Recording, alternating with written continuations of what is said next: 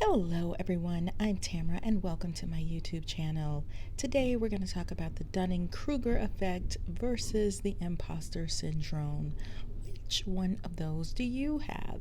I'm personally fascinated by the latest trending terms, Dunning-Kruger effect and imposter syndrome.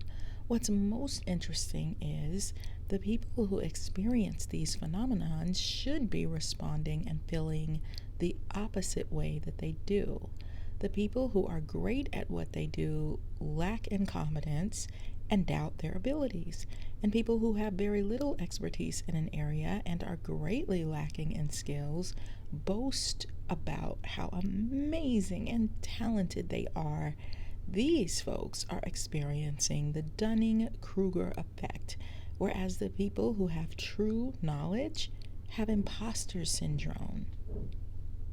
According to Wikipedia, Dunning-Kruger effect is a cognitive bias whereby people with low ability, expertise, or experience regarding a certain type of task or area of knowledge tend to overestimate their ability or knowledge. Imagine a person who is new to a company who hasn't had any experience in what works and what doesn't, and that person takes over and robustly insist it's their way or the highway. The person is greatly lacking in skills, but speaks as though they know everything and yet know very, very little. They're not well studied or well trained. It can be frustrating attempting to follow the guidance of someone who isn't well studied in an area. The person is more interested in leadership and having followers, or they see dollar signs and not a genuine desire to help or make a difference.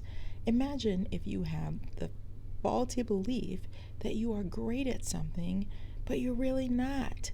What impact will that have on the people around you, society, organizations, companies? These people with Dunning-Kruger effect do a lot of damage. Will it elevate or denigrate? I know someone who has a Dunning-Kruger effect, and this is kind of a interesting example, but they also have a dog. And I watched this person's dog. They tried to teach it or allow it to get a toy, right? So let's say they threw the dog a ball, right? Instead of the dog grabbing the ball, when it came close to the ball, it would shake its body ferociously like you just thrown a bucket of water on it. And she kept telling it, it's okay, you can play with the ball. And he would get so excited, his tail was wagging, and he would run over to the ball because he wanted to play with it so badly, and then he would shake all over like water had been thrown on him.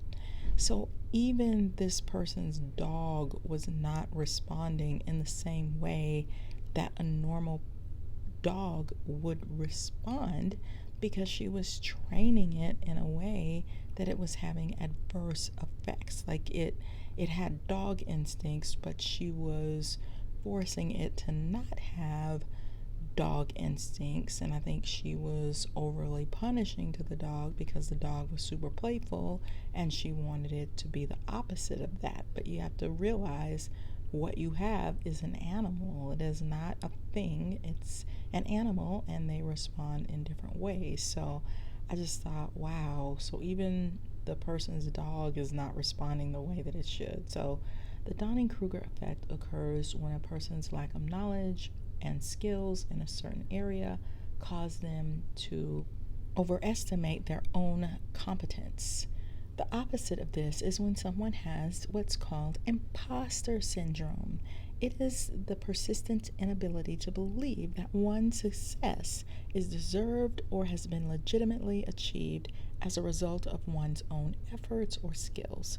This person will more than likely have an increased risk of anxiety. It is the condition of feeling anxious and not experiencing success internally, despite being high performing in external objective ways.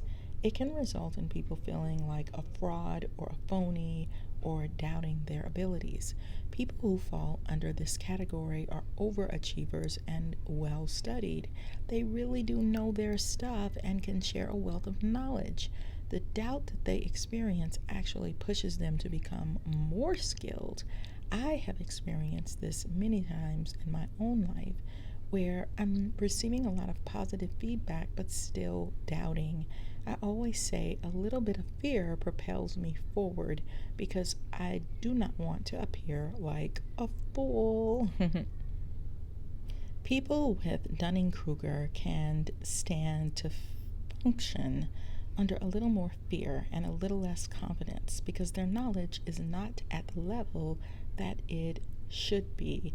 And that's why, like, if you're interviewing people, sometimes people with Dunning-Kruger effects, they can appear like they are just the best. They can interview very, very well, and then you get them in there and they are a train wreck. And then someone who has imposter syndrome may not interview very well, but be very highly skilled at what they do.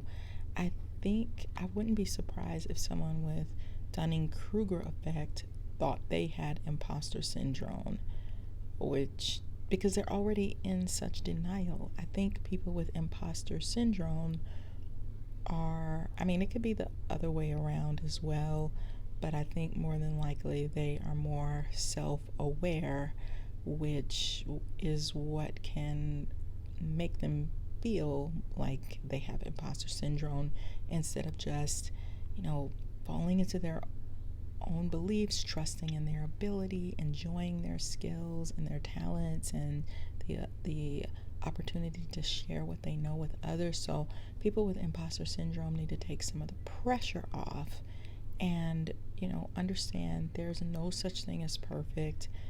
You are always growing and learning, and that's important to you, and that's okay. So let me know what you think. Do you have imposter syndrome, and do you know anyone who has Dunning-Kruger, and have you ever been guilty of having Dunning-Kruger effect, or do you know someone who has it? So definitely check out my books, The Workplace Narcissist and Flip the Script on Love. It will help you with difficult people and also with your romantic life. They are on Amazon. I'm sure you will enjoy them very much if you like learning and building knowledge and also protecting yourself from difficult people. So thank you guys for watching, and I'll see you on the next video. Bye.